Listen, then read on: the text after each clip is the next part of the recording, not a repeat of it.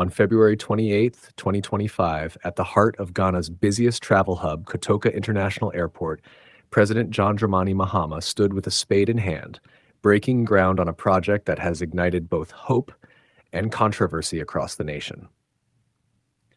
The construction of an ultramodern Hajj Village, a state-of-the-art facility designed to streamline the pilgrimage process for Ghanaian Muslims traveling to Mecca, was announced with great optimism. For thousands of Ghanaian pilgrims, the promise of better logistics, comfort, and dignity was long overdue. Yet, barely a week after the sod-cutting ceremony, the project has become a lightning rod for criticism, exposing deep national divisions over priorities, public spending, and the intersection of religion and state. Before we dive deeper into today's update, take a moment to like, share, and subscribe to the channel. Your support is key to helping us grow and reach more viewers like you. Don't forget to hit the notification bell so you never miss out on exciting updates. The Hajj Village project is not a novel idea. For decades, Ghanaian Muslims embarking on the sacred journey to Mecca have endured chaotic and often uncomfortable conditions at the airport, forced to rely on makeshift arrangements that lacked proper facilities. The dream of an organized, well-equipped departure terminal had been lingering for years, with efforts by the administration of former President John Atta Mills in the early 2010s attempting to address these challenges. But it was not until Mahama, who returned to power in January 2025 after winning the 2024 elections, that this vision was elevated into a flagship infrastructure project. Designed as a multi-purpose facility, the new Hajj Village is more than just a transit point for pilgrims. The government, through the Ghana Airports Company Limited, has positioned it as a revenue-generating venture with year-round utility.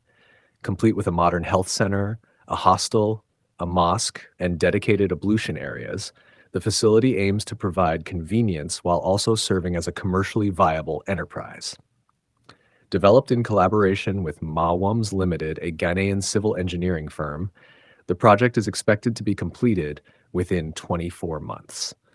According to government reports, this initiative has already yielded financial benefits, reducing Hajj costs for pilgrims from 75,000 Ghanaian cedis to 62,000 cedis, a significant relief for many. At the groundbreaking ceremony, attended by key religious and political figures, including National Chief Imam Osman Nuhu Shaributu, Mahama framed the project as a commitment to inclusivity. He emphasized that every Ghanaian, regardless of faith, should feel supported by the state. His message resonated deeply with many, particularly within Ghana's Muslim community, which makes up approximately 18% of the country's 33 million people. Islamic scholars and community leaders welcomed the initiative as a long overdue acknowledgement of the needs of Ghanaian pilgrims. However, as with any major infrastructure project, scrutiny quickly followed. The government's defense of the Hajj Village hinges on its funding model. Officials have repeatedly assured the public that no taxpayer money is being used. Instead, the Ghana Airports Company Limited, a state-owned but profit-driven entity, is financing the project through a land swap deal with Mawums Limited. Government spokesperson Felix Kwake Ofosu has likened it to the VIP lounge at Terminal 3 of Kotoka International Airport, emphasizing that the project is designed to be self-sustaining.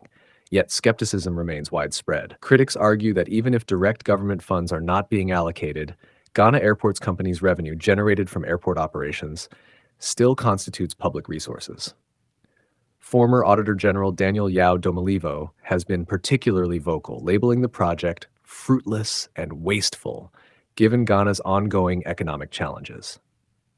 With the country still recovering from a 2023 debt default and key sectors like healthcare and education facing funding shortfalls, questions about priorities have dominated public discourse.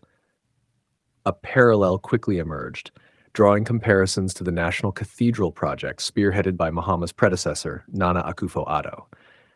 That initiative, which aimed to construct a grand Christian place of worship in central Accra, became mired in financial controversy, with $58 million in public funds spent before construction stalled indefinitely. The site of an unfinished pit in the heart of the capital remains a sore reminder of what many view as financial mismanagement. Opponents of the Hajj Village, including New Patriotic Party lawmakers Vincent Eko Asifua and Kennedy Nyarko Osei have accused Mahama's National Democratic Congress of hypocrisy, questioning how the same party that criticized the cathedral could now champion a faith-based project. Political commentator Razak Kojo Opoku summed up this sentiment, stating, "If it was wrong yesterday, it can't be right today." Beyond politics, the debate has ignited broader discussions about the role of religion in Ghana's governance. Ghana is constitutionally a secular state, yet successive governments have supported religious initiatives, often sparking controversy. Lawyer Austin Kwabena Bracco Powers has warned that state involvement in religious projects could undermine the country's constitutional principles, arguing that government resources should not be allocated to faith-based endeavors. Similar concerns fueled the backlash against the National Cathedral, and they now threaten to overshadow the potential benefits of the Hajj Village. Yet, there are those who see the distinction between the two projects. Unlike the cathedral, which was a personal initiative of Akufo-Addo, the Hajj Village is seen by supporters as addressing a tangible logistical need. The pilgrimage to Mecca is an annual event involving thousands of Ghanaians, many of whom are taxpayers. To them, providing a well-organized departure facility is not an act, but rather a practical investment in efficiency and convenience. Some social media users have echoed this argument with posts on X stating, "A private company is building it through a land swap. The government isn't spending a dime." Others highlight its economic potential, suggesting that a well-managed Hajj terminal could attract pilgrims from neighboring West African countries, boosting tourism revenue. However, public opinion remains deeply divided. A Facebook post by GH Page on March 2nd saw mixed reactions. Some celebrated the project as long overdue, while others criticized it as a misplaced priority, especially in light of other pressing national concerns. Coastal communities, for instance, continue to demand urgent attention for the Keita Sea Defense Project, crucial for protecting livelihoods against coastal erosion. For them, the government's focus on a religious facility feels like a distraction from more pressing developmental needs.